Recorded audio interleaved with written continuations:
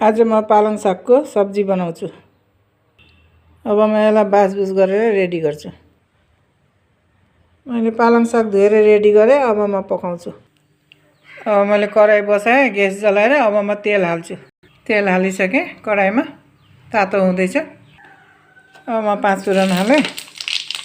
काँचो खुर्सानी हाल्दैछु। लसुन र अदुवा दरदरा पारेको थिएँ, त्यो पनि हालेँ 1 चम्ची। हल्दी हालेछु। रातो रातो भयो। लसुनहरू, अदुवाहरू, खुर्सानीहरू 5 फुरनहरू। अब म साग हालिदिन्छु। अब म पालङ साग हाल्दैछु। म निमक हाल्दैछु। म चलाउँदैछु एकछिन छोपिदिन्छु म। अब ढकना खोल्दैछु। पानी सुक्यो। पालङ सागको पानी सुक्यो।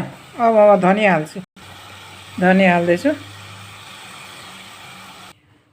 मैले बनाएको पालङ साग तयारी भयो। अनि हजुरहरूलाई पनि यसरी बनाएर खानु राम्रो। भातसित खाँदाखेरि मिठो हुन्छ, खाँदाखेरि राम्रो लाग्छ। मेरो भिडियो हजुरहरूले हेरिदिनुको लागि हजुरहरूलाई धन्यवाद छ।